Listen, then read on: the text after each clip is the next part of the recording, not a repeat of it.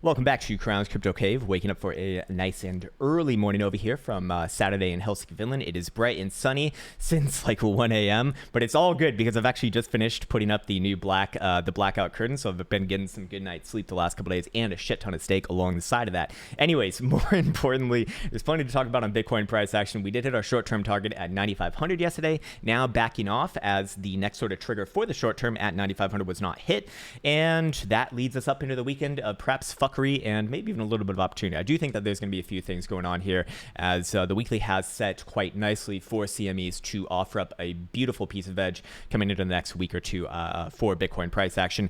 Anyways, on top of that, looking at the Krown chain application over here, we do see that the open interest is still holding that range between about 1.5 billion to 1.7.5 billion, of which I'm still looking at that as the sort of experimental range for right now regarding the higher term time frame break. So what I mean by that is I'm still looking for a break out of the 9,900 region or below about 8,800, maybe even rising up to 8,900 by this point, as it is naturally rising over time, plus a break of that open interest range. If we can see that, then that would also make me feel a lot more confident with kind of coming up with a nice standardized way to look at this over time, because remember, this information is novel. To my knowledge, we're the only one kind of compiling information like this right now, and I'm sure that, people are going to say, but Skew is doing it too. Well, look at the way that they actually report their shit, because we found that it's not the most accurate, and realistically, because this is so new, we're not going to really have like a standardized way to look at it for a while. But we can try, at least for now, and more importantly, on the top end metrics,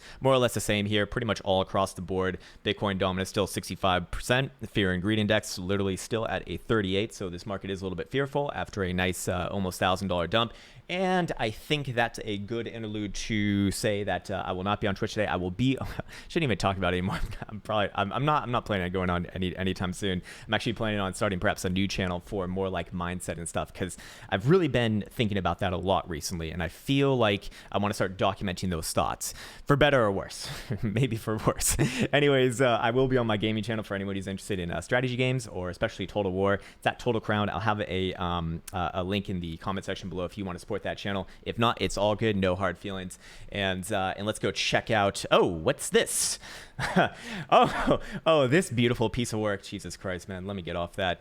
What's a better way to convince people not to do racist shit? By getting a highly done up video of paid actors and actresses and whatever other gender pronouns that they prefer, because we don't know, and then putting it out as if that's good enough. It's like, Jesus fucking Christ, man. I was thinking about doing some racist shit this morning, but thank God I watched that. That put those ideas to rest. Thank you, Julianne Moore. You fuck. Anyways, looking at Bitcoin right here on the daily, getting a consecutive open and close below the 21 exponential moving average here. Not looking good for the short term, and I do think that it is going to probably have a nice little backfill into yesterday's open. If you're in the TA program, you can reference that concept at the very end of the program right now. And for what it's worth, I think actually a lot of the analysis needs to be done on the lower term timeframes today. So looking at it right here, and I just kind of want to follow up from yesterday's price action. When I recorded the video yesterday, we were somewhere around this region right here, and we said Bitcoin's likely to pop back up and test around 7,500, play out that hidden bullish divergence for the lower term timeframes, of which I believe that we've seen the easy target from that had. And I wanted to address one of the questions I was getting, especially in the program chat, saying, Krown, hey, isn't that like kind of far away to be measuring hidden bullish divergence from? Yes, you are right, with a 4-hour time frame. But what we could have done is just as easily as doubled up that time frame, and you can see right here that actually we don't have it on an 8-hour, but we do have it on a 6-hour, I believe, just barely. More importantly than that, when we're talking about divergence plays and you are using likely a 14 period as that's default, what you're going to notice is that naturally speaking, the divergences that you see further away, they're going to take on less of a weight. So that's why I didn't have too much of like a crazy target. If this was like on maybe a 12-hour, perhaps I would have targeted around 9,800-ish region. But because this was only on a 4-hour and because it's quite far away, that's why the target was a lot more subdued, if you want to call it that. And as it is right now, I do think that I do think that Bitcoin's just more or less putting in time in this region right here. And during the weekend, I'm not too I'm not too gung ho about like putting much emphasis on price action, because realistically, until we actually break the top side of the range, which for the long term range is still 9,900, or the bottom side of the range, which is rising, which is actually now about 8,900ish region, I don't really see any major change of behavior here, except for the short term, of which on the weekends I really try to avoid short term trading. So I actually don't even trade on the weekends unless if it's like a super obvious area or something like that. I'll just kind of like take the time off to do whatever I do. Whatever the fuck that is, who knows? But as it is right now, it does look like Bitcoin is just consolidating in a very tight range right here. Let me pull this back a little bit. Consolidated a very tight range right here between the 200 exponential moving average and that 9,500-ish region. Essentially, the same knowledge applies that we were looking at from yesterday. If Bitcoin can close a 2-hour or 4-hour dildo above 9,500, I would look for extension all the way up to about 9,800-ish region up here. Now, that puts us back into the fuckboy range for Bitcoin. And realistically, when Bitcoin's closer to the top side of this range, is it closer to breaking out to the upside? Yes, absolutely. But it makes it difficult just because until we actually get that breakout, it's very difficult to kind of manage risk in an area like this. Even with options, the ranges are a little bit too big and strikes a little bit too wide for me to be all that interested in it. So, if I do miss a trade, right here, I probably won't even trade in this region, assuming that actually does happen. So for right now, we can see that 4-hour Stokes are actually pointed north right now, and they will remain to the north side, nice and erect, as long as Bitcoin price action closes this next 4-hour dildo, which closes in 1 hour and 25 minutes and 37 seconds above 94.33 spot 20 cents. So fair enough. It's not really giving us all that much. Ranges are very, very tight here. By the same token, it does look like Bitcoin probably wants to swipe back down to the low side of the range, somewhere right around 9,300-ish region. So it's a very tight range here, $200 both ways. Now, Bitcoin does break below 9,300, or maybe a better way of doing this to be just slightly more conservative, especially on a weekend, would be looking at 9,250. But even just taking out the low of yesterday is probably bad enough. Let's see exactly what that was. I want to be very precise with this one. 92.27. Yeah, taking out the low of yesterday at 92.27 very likely does beget another test down to the 55 on the daily right here, which is basically the low side of the range as it is right now, about 90.50-ish region, if you want to be super exact with that. And as you can see, this rising trend line, if you are a pattern trader looking at this as an ascending triangle, which I do actually still believe it is, the volume signature would agree with that. And so far, the shape and size and smell and taste would also agree as well. But that would imply that we do not break below the 236 on this consolidation right here, which is right around 8,900, directly in confluence with this trend line. So that's kind of like where the buck stops, at least for myself. Any sort of a 12-hour or daily dildo closure below here is massively problematic. Any sort of a 4-hour closure, especially below 8,700, or even just a wick below the last major low from 24th of May on this consolidation, is very, very, very, very, very likely to be deadly for not just the short and medium term, but also long term. Macro, I wouldn't really get too concerned about until Bitcoin's back down below like 6,900, but that's going to bring up another conversation, which actually I'd like to get into today, because for the most part, the low timeframes are mostly covered.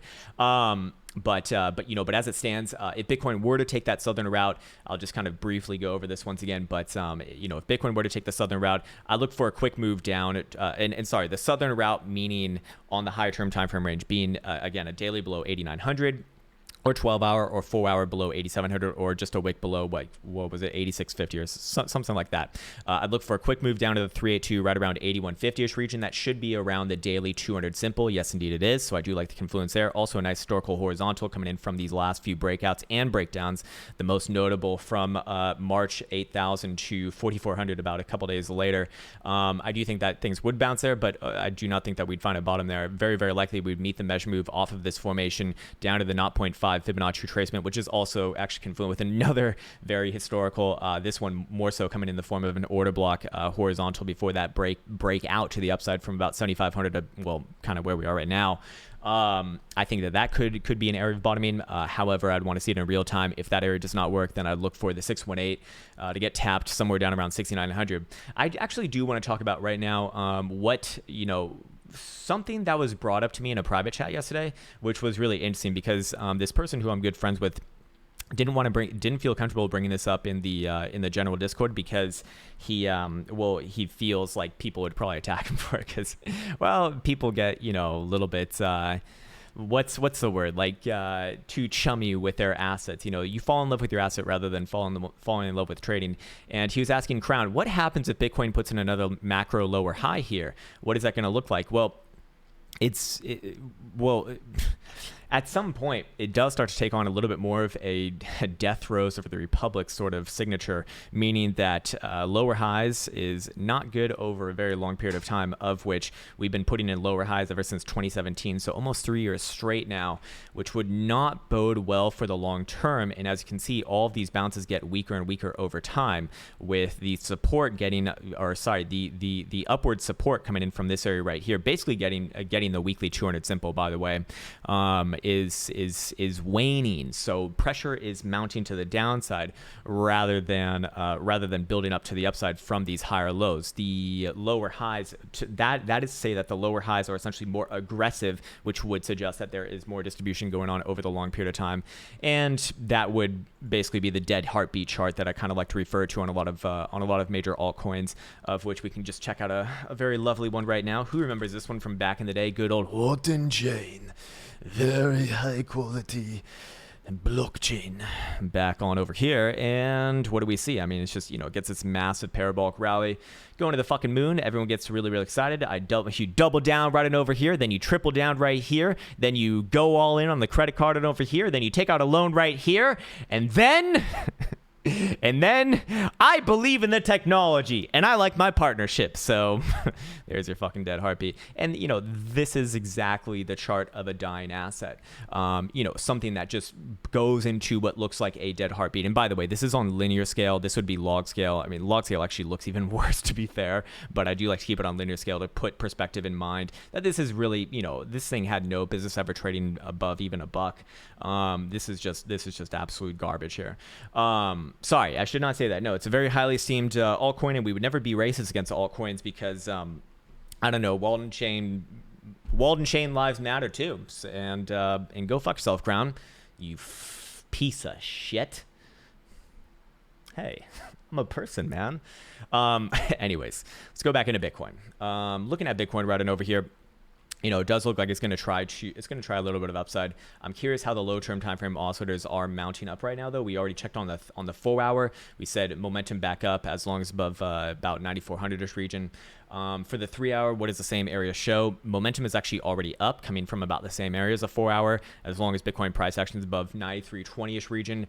2 hour bi-hourly showing that momentum will come back to the upside, cross back to the upside actually more accurately after rejecting the bullish control zone, if we can pop back up and close above 94.75. So things do need to essentially start to look more constructive within this region. We actually do have a death cross in the 2 hour coming as well. Do I trust like a 2 hour time frame to give me anything remotely reasonable on a weekend, especially? No, not really, but interesting nonetheless, as momentum also is turned down, and moving averages give a downwards posturing as well.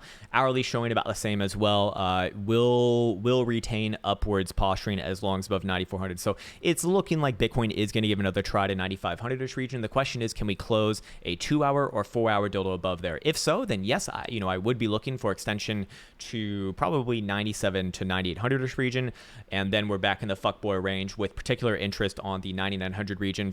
For the more conservative traders, I'd say 10,000 would be a good signal point. Of course, it's not financial advised. I'm not a financial advisor, but overall, if Bitcoin could close above this region, then yes, I'm still looking at 10,500, and also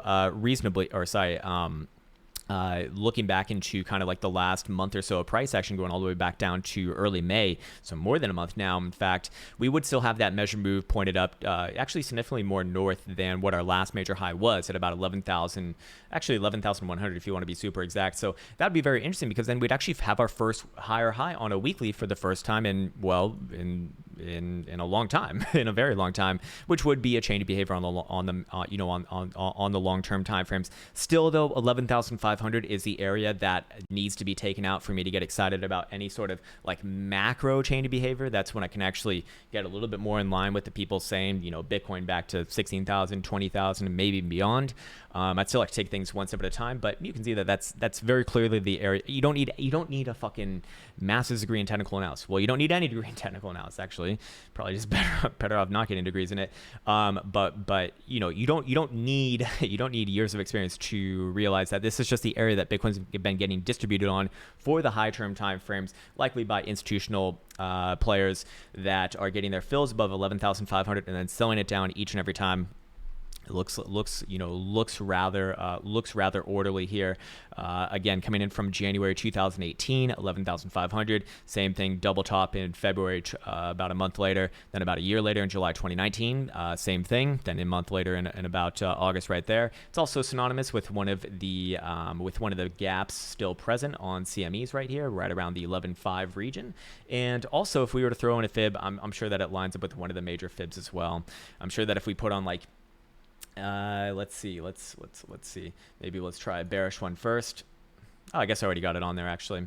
Not 0.5, and this looks like a bullish retracement actually taken from the 3,100 low. Yeah, taken from the 3,100 low right here to the last $20,000 high. So that actually would provide a lot of interest in that area as well.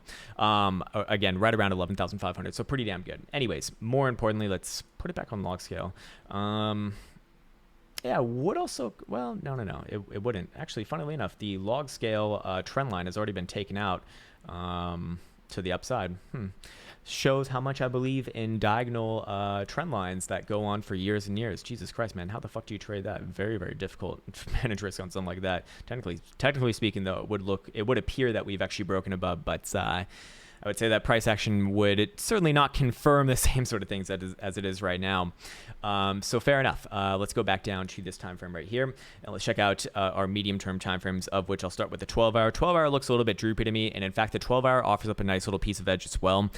If we even just take out the low side of the last 12-hour dildo at 9,300-ish region, I do think that we will be seeing about 9,000, somewhere between about 8,950 and 9050-ish region, somewhere down around here, the low side of the range, essentially right in line with this, somewhere around this trend line, correlated with the 236 fib, also correlated or would be holding up our proverbial higher lows as they are right now. Doesn't mean that they're always going to act like that, but also correlated with this nice horizontal right here as well. So I do like the confluence on this area, but that area must hold for the boo laws if they want to have a more immediate threat of upside action. So for right now, things are, things I think are just going to be kind of relatively slow over the weekend, with maybe just kind of tapping into the short-term range, maybe both ways. That means 9,500 to the upside and perhaps 9,000 to the downside. Looking at 12-hour Stokes, which are the fucking cheat code, which I really dislike to admit, but it's true.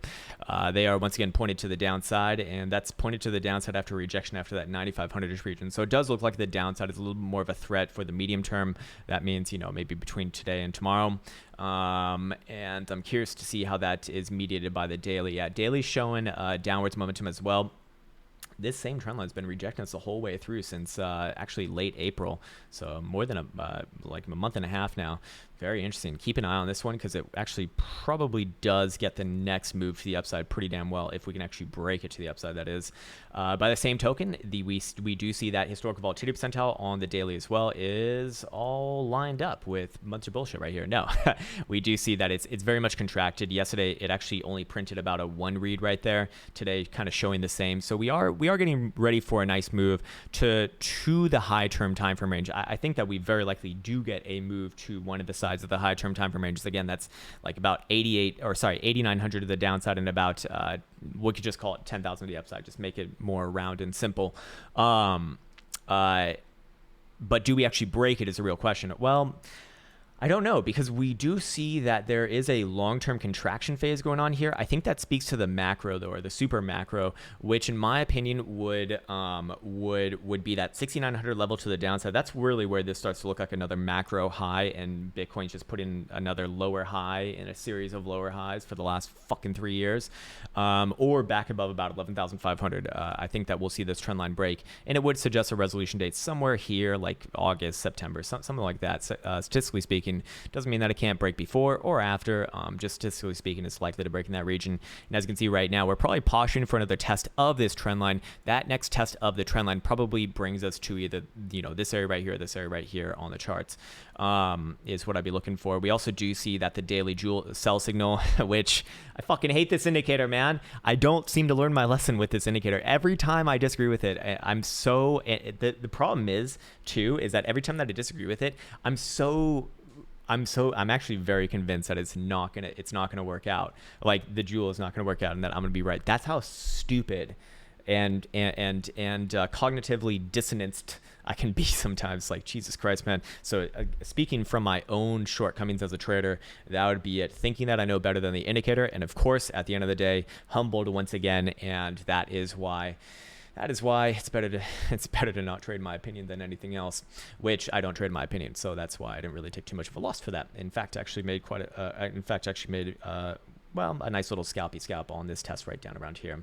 Not exactly to the wick, but 90.50 good enough for me. Anyways, not a topic that I want to get into, because I do really want to stop and get away from talking about my own positions, because I feel like I need to take responsibility for not bringing that into the focus, because then then you get people who are only focused on that, and so it's like, all right, fuck this.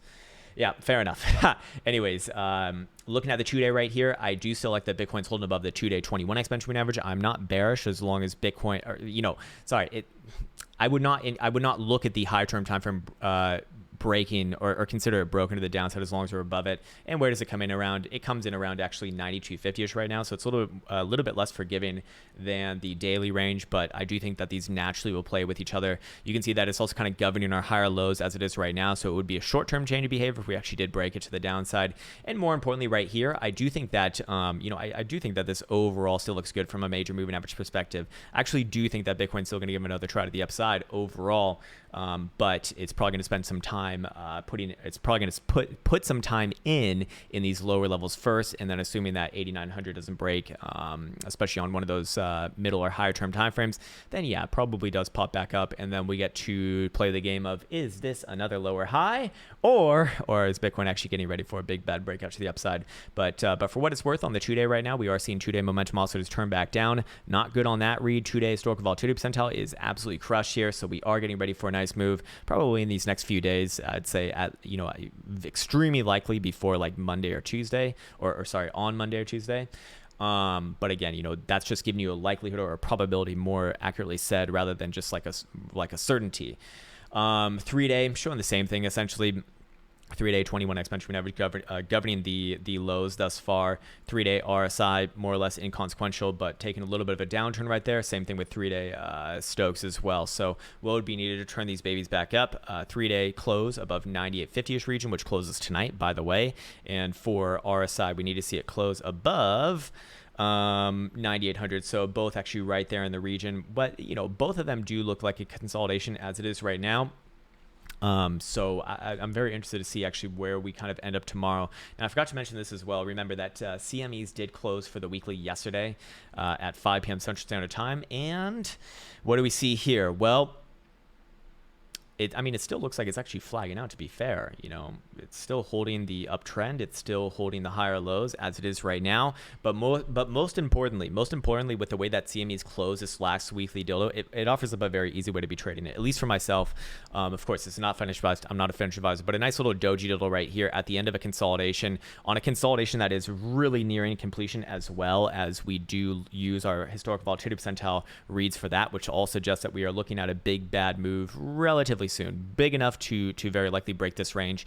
And so a doji doodle like this can very likely be used as a nice pivot point, just using the wicks on both sides. Actually, to the bottom side, that would imply any sort of a move back down below 90 when CMEs open back up, not when they're closed, but if they open back up tomorrow and they trade below that level, then yes, I very likely would be looking at this as a distribution phase right here, and we'd be coming down to the mid to low 7,000s very likely overall at the least, with bounces along the way, probably at 8,100 region. By the same token, to the upside, if we did even just take out the top side of this at 10,130, I'd be looking at that as a damn good signal that we very likely will see Bitcoin blast through to the upside, and resolve the ascending triangle to that 10.5 level, and again implied move to 11,100. So realistically, the second that Bitcoin takes out 10,500 either on a wick or this last closure, which was 10,200, the second that it does that, I actually do look for this to get a free ride up to 11,500. That same area that we've been seeing institutional order flow dynamics get played out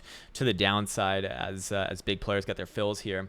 Again, just bringing up the volume profile right here, it actually does suggest that 10,500 is a good pivot point. As you can see, kind of the last of the Mohicans for this set of higher value nodes, and then it tails off even more so above 11,500. So both adding efficacy to, both adding confidence to those levels being major players for big bad price action. Obviously one before the next, but I do believe that if Bitcoin takes out 11,500 right here, 10,500 right here, that'd be pretty damn significant. At the very least, test 11,500.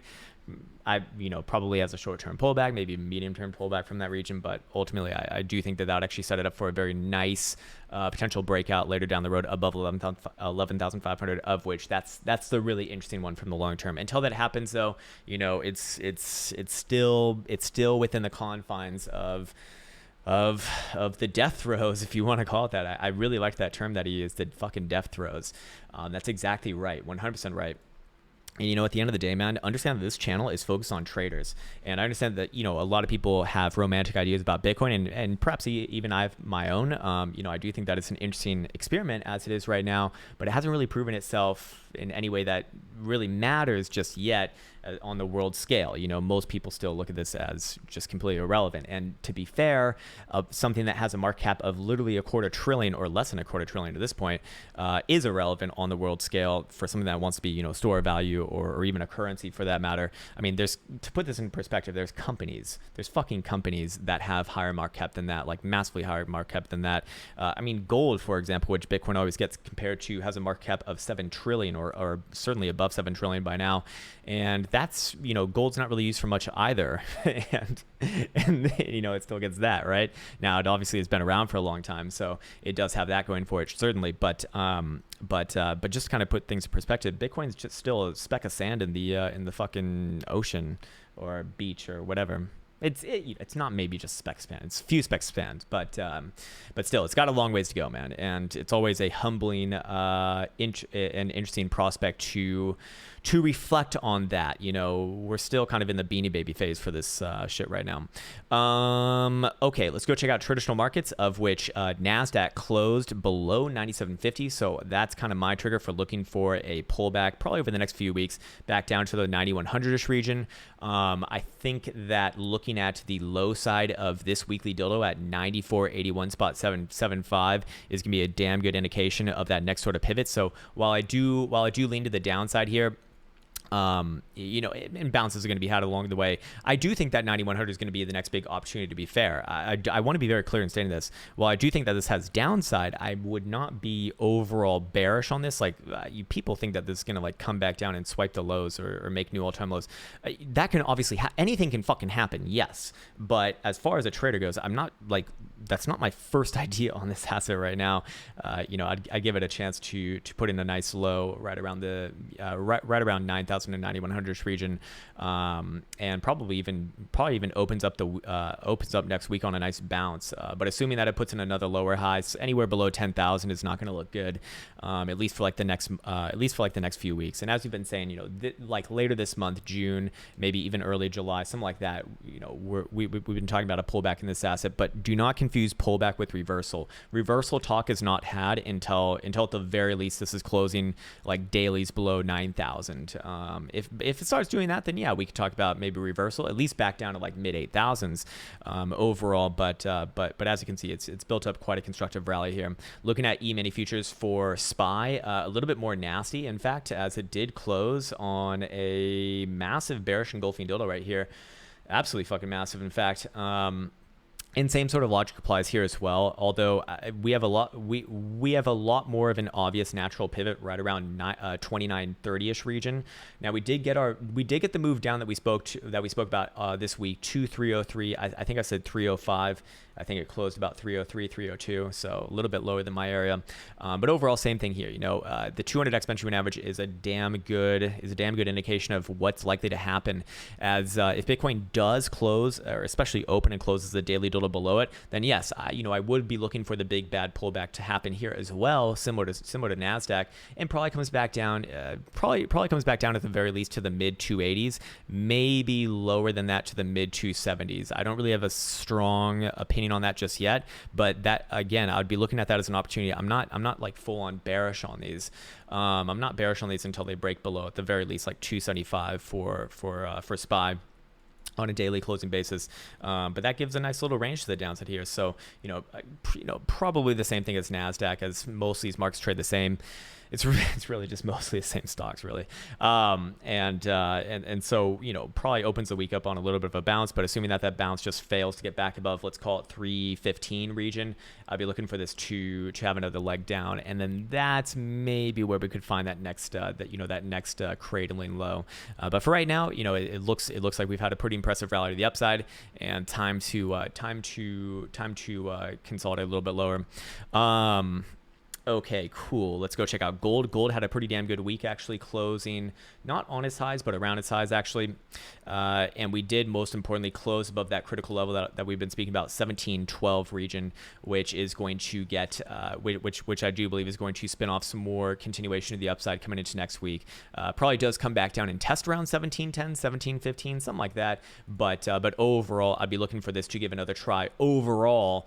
Later this month to 1800 plus, very, very likely. The last few highs that we saw in September 2012. So this is, again, a very, very constructive rally here as well. I do like what's going on in gold. I'm not really like a fan of gold. I don't really care about gold. I certainly don't hodl gold. I think it's kind of silly rock. But as far as, playing a hedge in the world market when you don't actually need a hedge, because everything's fucking up, by the way, if you haven't noticed, it gets played as such. However, if things actually do turn down, well, this is what happened in 2008. You might remember this. 2008, gold goes down just like a sack of shit, just like everything else, 33.5% actually.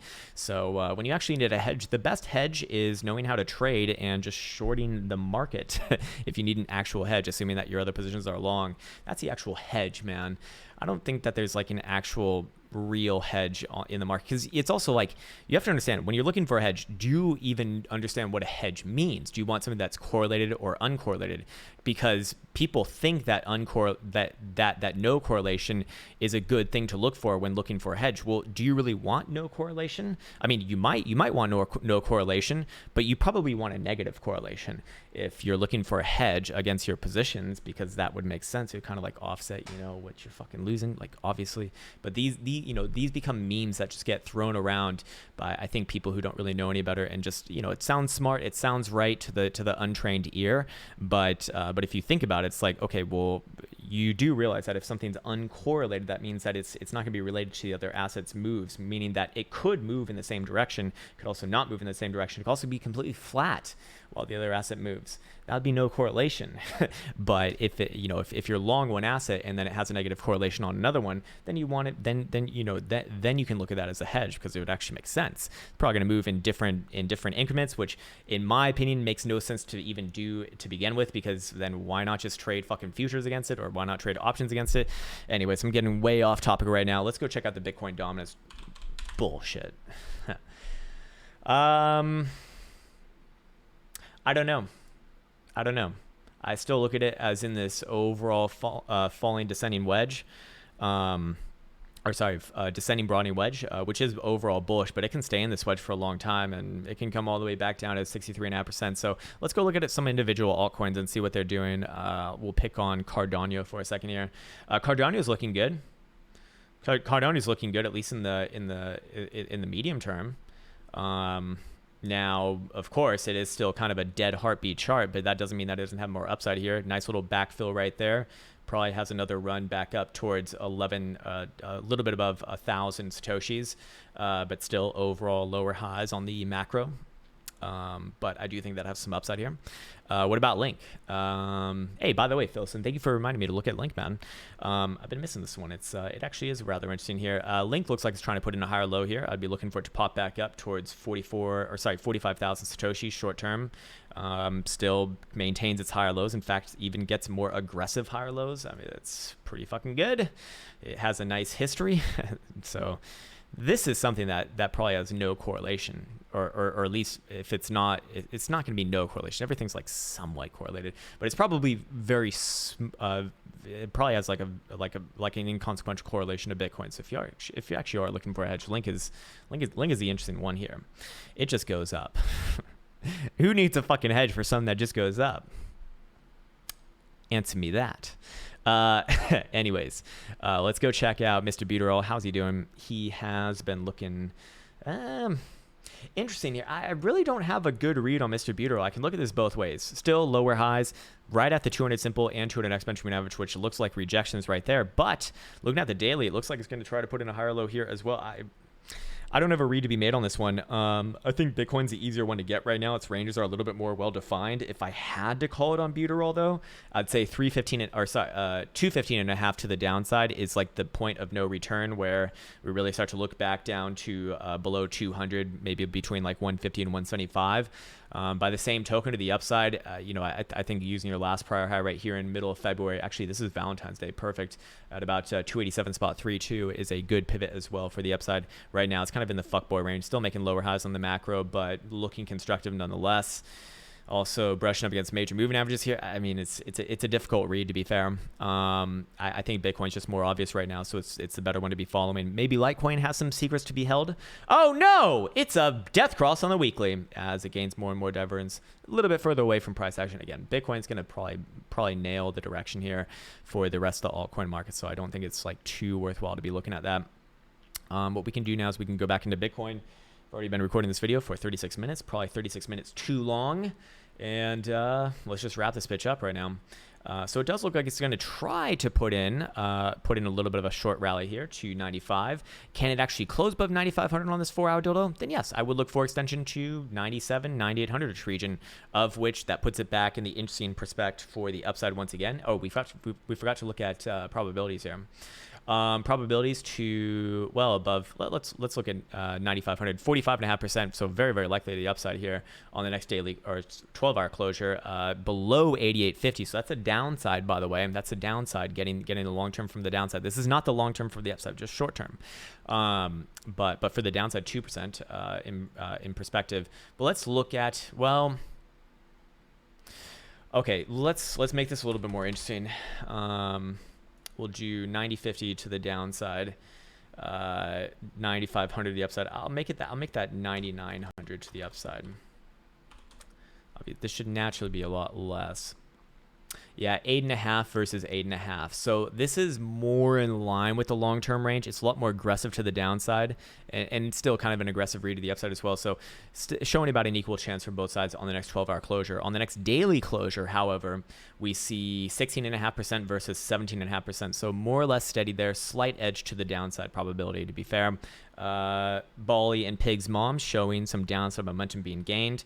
Now, are we forming a trend line here? I actually haven't found too much of a use for trend lines on this indicator. I should preface the conversation by saying that, but technically speaking, it is still testing that. It has gotten a few things right here and there, but I can't find a consistent read with this one that makes me want to look at that as a viable source of edge. What I do like about this indicator is the slope changes on this one, but as you can see, it can be a little bit fickle sometimes here and there. So as it is right now, I guess it's not even like fully there, but as it is right now, it would be showing that downside momentum is being gained. Does it stop right here though and put in a higher low on that? well, then perhaps we have something to talk about. But I think I need some more time with that one to really get a better idea of what's going on. So yeah, we just spoke about the upside in the short term, and we looked at probabilities. To the downside, showing 9250. If we even just go below 9250, I'd very likely be looking for extension down to about 89 or 8950-ish region down here, test the downside of the range. And that would obviously give it, well, that's a scary zone for the boo laws. As if that one breaks, well, then you got some problems. At least we don't have this bullish reaccumulation formation in the cards anymore. It's no longer an ascending triangle. So fair enough. What else do I want to say? I think that's just about it. I would like to wish you well, though. I would like to wish you the best of the best. And until next time, take care.